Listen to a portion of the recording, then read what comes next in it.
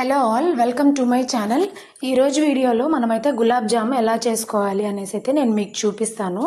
ఎక్కడ గులాబ్ జామ్కి క్రాక్స్ రాకుండా అలాగే విరిగిపోకుండా ఎలా చేసుకోవాలి అనేసి అయితే చూపిస్తాను, చూసేయండి. ముందుగా అయితే ఇలా ఒక గిన్నె తీసుకొని అందులో నేనైతే ఒక 3 గ్లాస్ ఆఫ్ వాటర్ అయితే వేసుకున్నాను అనమాట.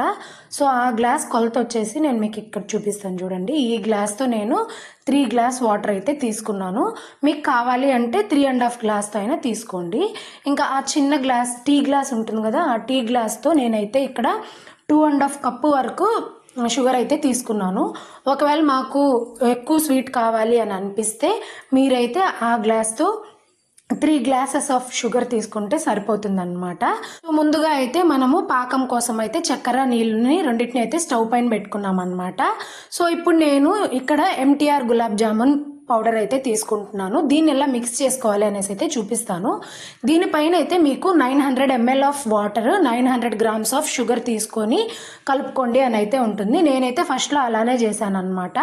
బాగా దెబ్బపడిపోయింది. అలా అయితే అస్సలు చేయొద్దండి, ఎందుకంటే వాటర్ ఎక్కువైపోతాయి, షుగర్ ఎక్కువైపోతాయి, పాకం సరిగ్గా రాదనమాట. సో వాటర్ కొంచెం ఎక్కువగా తీసుకొని షుగర్ అయితే కొంచెం తక్కువ తీసుకోండి.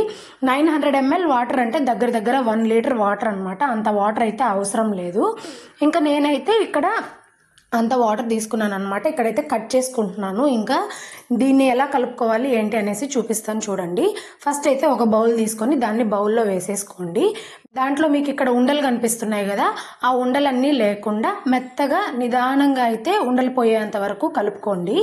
దాని తర్వాత నేను ఇందులో వాటర్ అయినా యాడ్ చేసుకోవచ్చు, లేదా మిల్క్తో అయినా చేసుకోవచ్చు అనమాట.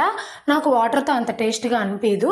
సో నేనైతే ఇక్కడ మిల్క్ యాడ్ చేసి కలుపుకుంటాను అనమాట. పచ్చి పాలు అయితే వేయొద్దండి. నేనైతే ఇవి కాచి చల్లార్చిన పాలు అనమాట. ఇలా పాలు వేసుకొని ఎన్నంటే అన్ని వేసుకోవద్దండి, ఎందుకంటే ఇది తొందరగా మిక్స్ అయిపోతుంది. ఎక్కువ పాలు కూడా, ఒక టీ గ్లాస్ అంత పాలు కూడా పట్టవన్నమాట. కొంచెం కొంచెంగా వేసుకుంటూ చూసుకుంటూ కలుపుకోండి. అలాగే చపాతీ పిండి కలుపుతాం కదా మనం గట్టిగా, అలా అయితే అస్సలు కలపద్దు. జస్ట్ ఊరికే మీ ఫింగర్ టిప్స్ ఉంటాయి కదా మునివేళ్లతో, వాటితో మాత్రమే మిక్స్ అయ్యేలా కలపండి. ఇదిగోండి ఈ కన్సిస్టెన్సీలో కలుపుకుంటే సరిపోతుంది. ఇది కలిసిందా లేదా అనేది ఎలా చూడాలంటే, మీరు పిండిని ఇలా తీల్చినప్పుడు లైన్స్గా వస్తాయన్నమాట. అలా వచ్చింది అంటే పిండి కలిసినట్టే. అలా కలిసిన తర్వాత మూత పెట్టేసుకొని ఒక ½ అవర్ వరకు అయితే పక్కన పెట్టేసుకోండి. ఇందులోపు మనకు పాకం అయితే కొంచెం లేట్ అవుతుంది అనమాట. ఇదిగోండి నాకైతే ఈ కన్సిస్టెన్సీలో వచ్చింది అనమాట. జిగురు పాకం పడితే సరిపోతుంది, ఎక్కువ పాకం ఏం అవసరం లేదు. ఇందులోకి టేస్ట్ కోసం నేనైతే 4 ఇలాచీలు, అలాగే నా దగ్గర కుంకుమ పువ్వు ఉంది, కొంచెం కుంకుమ పువ్వు అయితే యాడ్ చేసుకుంటున్నాను. కుంకుమ పువ్వు యాడ్ చేస్తే మనకు ఎల్లో కలర్ వచ్చేస్తుంది అనమాట. కలర్ అలా ఉంది ఏంటి అనేసి అయితే మీరు అనుకోవద్దండి. ఇంకా ఈలోపు ఒక ½ అవర్ తర్వాత పిండి తీసుకోమన్నాను కదా, చూడండి ఇలా అయితే అవుతుందన్నమాట. ఇప్పుడు మెయిన్ ఏంటంటే మనకి ఇక్కడే బాల్స్ చేసుకోవడం. ఈ బాల్స్ సరిగ్గా చేసుకోవాలి. ముందైతే మీ 2 చేతులకి కొంచెం నెయ్యి కానీ నూనె కానీ అప్లై చేసుకోండి. నేనైతే నెయ్యి అప్లై చేసుకున్నాను. బాల్స్ ఎలా చేసుకోవాలంటే, కొంచెం పిండి తీసుకొని మీ 2 చేతుల మధ్యలో పెట్టుకొని గట్టిగా ఒత్తుతూ బాల్స్ రావాలన్నమాట.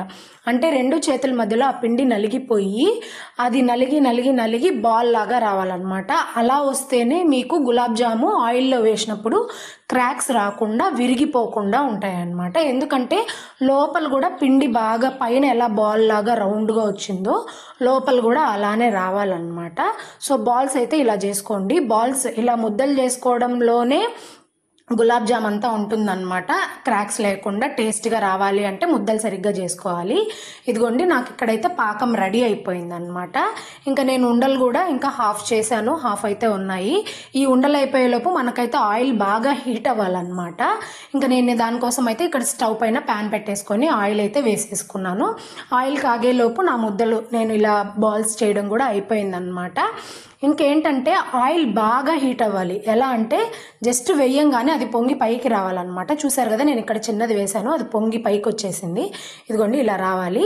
అండ్ అలాగే ఆయిల్ హీట్ అయిన తర్వాత సిమ్లో పెట్టి గులాబ్ జామ్ వేయండి. సిమ్లో పెట్టకుండా అయితే వేయద్దు, ఎందుకంటే ఆయిల్ బాగా హీట్ అయిపోయి ఉంటుంది కదా. గులాబ్ జామ్ అనేది లోపల కాలదన్నమాట, బయట జస్ట్ రెడ్డిష్ కలర్లో వచ్చేస్తుంది. అది అప్పుడు మీరు తినేటప్పుడు మీకు పిండిగా అనిపిస్తుంది అనమాట. కాబట్టి ఆయిల్ హీట్ అవుతానే సిమ్లో పెట్టేసి మీరు ఇలా గులాబ్ జామ్ వేశారంటే బాగా పొంగుతాయి. అండ్ అలాగే ఇవి వేగడానికి టైం కూడా పడుతుంది. టైం ఇన్ ద సెన్స్ ఒక 2 నుంచి 3 మినిట్స్ వరకు మనం వీటిని బాగా వేయించుకోవాలన్నమాట. అప్పుడే మనకు లోపల కూడా బాగా కాలుతుంది. లోపల బాగా కాలాలంటే కూడా మనం వాటిల్ని బాల్స్ లాగా చేసుకుంటాం కదా, అక్కడే ఉంటుందన్నమాట. బాగా ప్రెస్ చేసి 2 హ్యాండ్స్ మధ్యలో ప్రెస్ చేసి బాల్స్ చేస్తేనే మనకు గులాబ్ జామ్ అనేది నీట్గా వస్తుందన్నమాట. చూడండి ఎంత బాగా రెడ్గా అయిపోతున్నాయో. ఇలా కింద పైన చుట్టుపక్కల అలాగే లోపల కూడా గులాబ్ జామ్ అనేది బాగా కాలాలన్నమాట. అప్పుడే మనకు టేస్ట్గా ఉంటుంది. ఆ తర్వాత మనమైతే దీన్ని ఇలా తోడు పెట్టేసుకొని వెంటనే మనము పాకంలో వేసుకోకుండా పక్కన ఒక బౌల్లో అయితే వేసుకోండి. ఎందుకంటే వేడిగా ఉంటుంది కదా, పాకం కూడా చల్లారాలి. చల్లారిన తర్వాతే మనము ఈ గులాబ్ జామ్ అనేది అందులో వేసుకోవాలన్నమాట. ఇంకా నాకైతే ఇక్కడ పాకం చల్లారిపోయింది, అలాగే గులాబ్ జామున్ కూడా చల్లారిపోయింది అనమాట. నేనైతే ఇక్కడ వేసేస్తున్నాను. అండ్ ఇంకొక టిప్ ఏంటంటే, వేసిన హాఫ్ అన్ అవర్కి తినమని చెప్తారు కదా, అస్సలు తినద్దండి, బాగానే ఉండదు. అట్లీస్ట్ ఒక 2 to 3 అవర్స్ గడిస్తే గులాబ్ జాము టేస్ట్గా ఉంటుందన్నమాట. నేనైతే ఈవినింగ్ 4 ఆ టైంలో చేశాను. నైట్ 9 ఆ టైంలో అయితే ఇక్కడ మీకు చూపిస్తున్నాను అనమాట. లోపల కూడా ఎంత బాగా అయిపోతుందో. అదే రోజు కాకుండా మరుసటి రోజుకైతే ఇంకా బాగుంటుంది, టేస్ట్గా ఉంటుంది. లోపల బాగా మెత్తగా అయిపోతుంది అనమాట. గులాబ్ జామ్ మొత్తం ఆ పాకంలో పీల్చుకోవడానికి టైం పడుతుంది అనమాట. సో ఇక్కడ చూడండి, నేను స్పూన్తో మీకు కట్ చేసి చూపిస్తున్నాను. లోపల కూడా నీట్గా కుక్ అయిపోయింది, అలాగే బాగా పాకంలో పీల్చుకునింది అనమాట. అప్పుడే మనకు తినడానికి చాలా బాగుంటుంది.